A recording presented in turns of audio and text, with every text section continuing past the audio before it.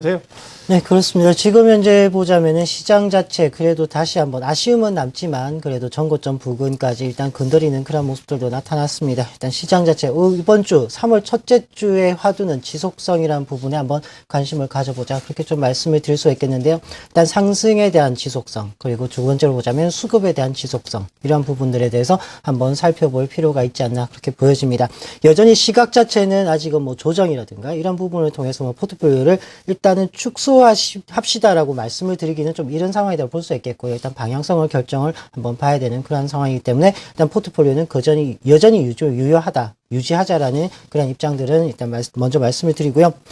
지금 보자면은 일단 저항대가 유효한 그런 모습들이 나타나고 있습니다. 2030포인트대죠. 2030포인트가 현재 저항으로 작용을 하고 있는 모습이었습니다. 동시호가에서 2033포인트를 일단 기록을 함으로써 약간은 좀 기대감들도 생성될 뻔 했는데 일단 지금 현재 시장 자체는 다소 편식적 시장 그렇기 때문에 일단 시장 자체의 탄력이 다소 둔화된 그러한 흐름들도 나타나고 있습니다. 자, 이러한 부분을 본다면 현재 단기적으로 형성된 2030포인트 때 저항대는 여전히 유효한 그런 모습이라고 볼 수 있겠고요. 투자 주체별로 보더라도 매수 자체로서의 확산이 다소 공백적인 그런 모습이 나타나고 있습니다. 왜냐하면은 앞서 수급에서도 살펴봤지만 외국인들이 순매수가 나타나고 있는 종목군들 자체가 삼성전자 그리고 현대차, 기아차, 현대모비스 그리고 추가적으로 본다면 NHN 이런 부분이라 볼 수 있겠는데요. 일단 삼성전자를 제외하고 전기전자 업종 여타 종목군들은 다 약세 전환이 되거나 혹은 1%대 하락이 나타나고 있고요. 운수장비 업종도 마찬가지의 모습입니다. 기아차, 현대차, 현대모비스 약간 더 보자면 한라공조 이런 종목군들 제외한다면 전반적으로 약세 전환이 되어 있는 모습들 그리고 NHN의 경우에는 현재 여러 가지 규제 철폐 이런 부분 규제가 다소 철회되는 그런 부분에 따른 기대감들로 공방이 나타나고 있지만 일단 외국인들의 매수세가 유입이 되고 있다는 점에서 강세가 나타나고 있죠. 하지만 여타 종목으로의 확산이 되지 않고 있다는 점 이러한 부분 때문에 결국은 저항대에서의 돌파가 번번이 시도하지만 실패되는 그런 모습이고 결국 윗꼬리가 형성되는 그런 과정들 본다면 일단 시장 자체에서는 상승에 대한 욕구는 충족되고 있지만 지속성이라는 부분이 결여되어 있다. 그렇기 때문에 이번 주에는 지속성을 한번 살펴보자. 그렇게 좀 말씀을 드릴 수 있겠고요.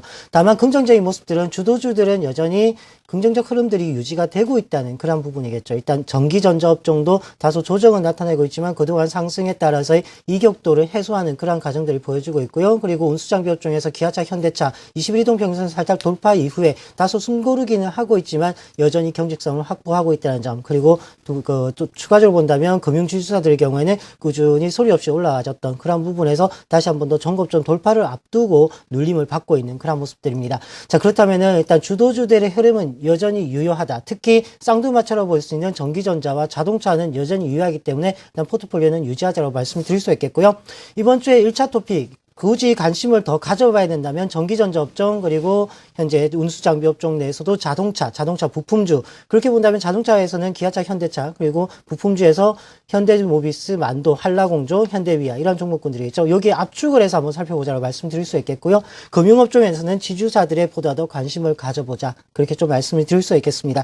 그리고 2차 토픽으로 본다면 지금은 이제 약간 눌림을 받고 있지만 유통업종군들과 통신업종 이제 21선을 살짝 상회하고 있기 때문에 상대적으로 전기전자 업종이나 운수장비 업종보다의 상승 달력은 둔화되어 있고 상승률은 결여되어 있지만 그래도 긍정적인 모습들이 나타나고 있기 때문에 2차 확산 움직임에서는 유통업종과 통신업종까지 관심을 가져볼 필요가 있겠지만 일단 이번 주에는 지속성과 특히 공백 과정에서의 편식성을 본다면 여전히 전기전자 업종, 운수장비 업종이 유효하다. 그렇게 좀 말씀을 드릴 수 있겠습니다.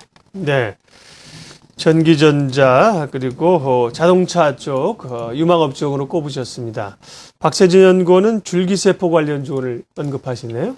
네, 아까 코스닥 시장이 시가총액을 연중 최고치를 경신했다는 말씀을 드렸었는데요. 역대 최고치의 시가총액을 지금 기록한 코스닥 시장에 대한 지수 전망치도 600포인트 선대로 전망하고 있는 레포트가 나올 만큼 최근에 코스닥 시장의 상승에 대한 전망 자체가 굉장히 기관사에서 뚜렷하게 보여지고 있는 양상입니다. 이를 위해서 반드시 필요한 과정이 계속해서 언급드리고 있는 주도 업종의 확산인데 최근에 MWC라든지 이달 중순에 발표되는 갤럭시 S4 공개 이런 부분들을 필두로 해서 그 최근에 그 IT 업종 내에서도 스마트폰 관련 부품주들이 그 시장을 좀 코스닥 시장을 견인하는 모습을 확인시켜 줬었죠.